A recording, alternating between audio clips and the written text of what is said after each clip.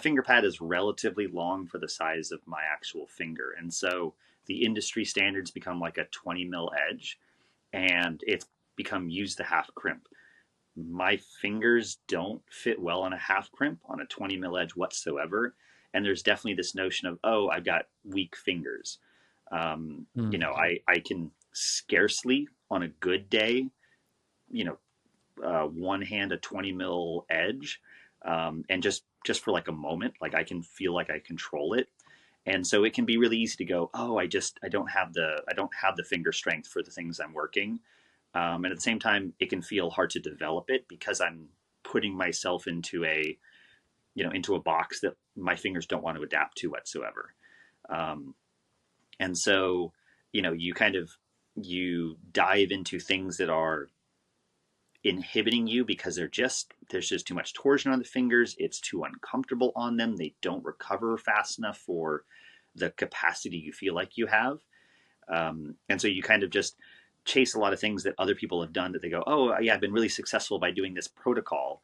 And you start examining people going, oh, well, your hand likes to fit that edge really well. And so, of course, you're going to make progress on that thing because it's somewhat ergonomic for you.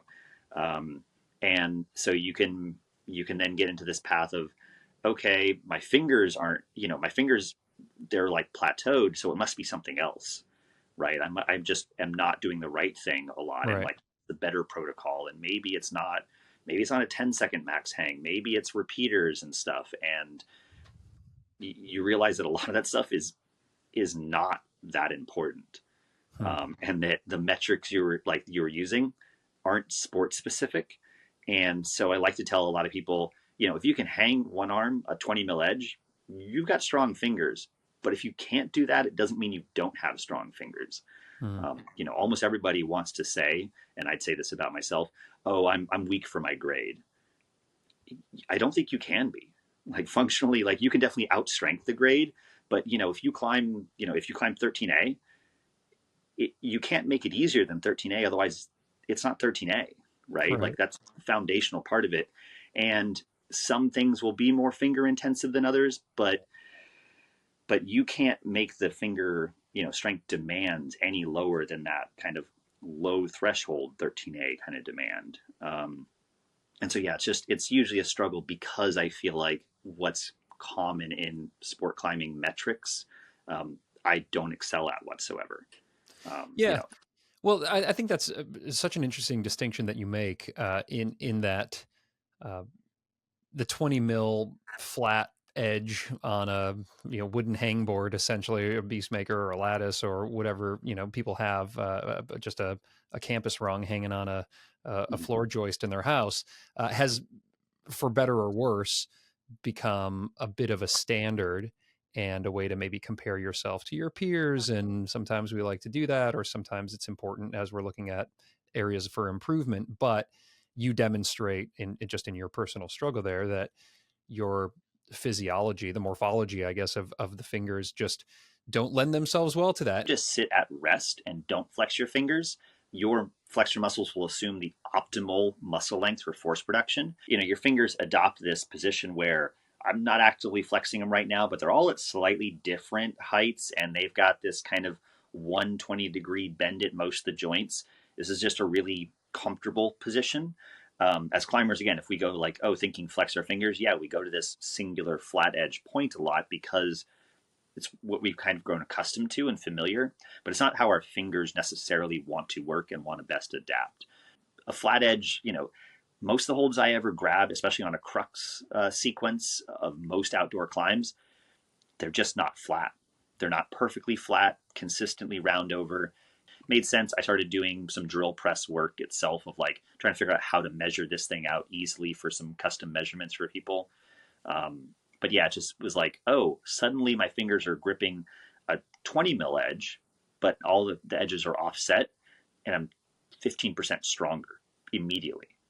Hmm. Uh, So yeah, you're able to see that in the numbers, whether you're like lifting weights or you're using a force gauge or something like that. If you were to use a flat edge uh, and lift, just for purposes of easy math, 100 pounds was your max, then you're saying with a natural edge, this unlevel kind of concept where your fingers are naturally in that slight kind of talon where they're all kind of bending exactly where they want to be. You're saying that would be 115 pounds. It's 15% more strong when your fingers are able to be in a more natural position.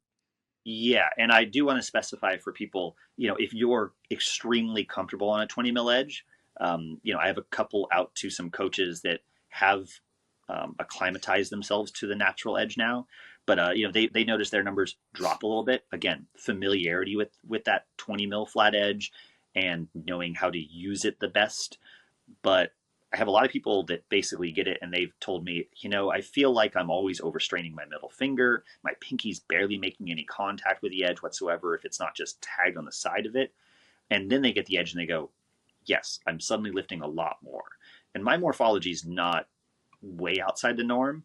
There are definitely people that the pinky is never getting on a thing, and it is always going to be a high angle crimp in the right, or not in the right, in the ring finger. And they will see even better numbers than I will instantaneously. All right, y'all. Quick shout out for today's sponsor, which is Rungni Magnus Mitbo's company. And man, they got my favorite product back in stock, Mag Juice. I didn't come up with the name of it, but I love it anyway. Mag Juice is liquid chalk. And in these hot months, you guys, I need all the extra help I can get to keep my hands dry. Mag Juice is going to keep your hands chalky and dry for much longer than just using regular loose chalk. That means you can chalk up less often, which means you can hang on to the wall a little bit longer. That's been my experience with it. I think you're going to love it too. Man, I love the whole line of chalk there. I love their chalk ball. I love their loose chalk. And man, do I love that juicy, juicy Mag Juice. You guys can score 15% off some Mag Juice, as well as everything else over at Rungni. I love their apparel. I love everything by using code STRUGGLE at that link right there.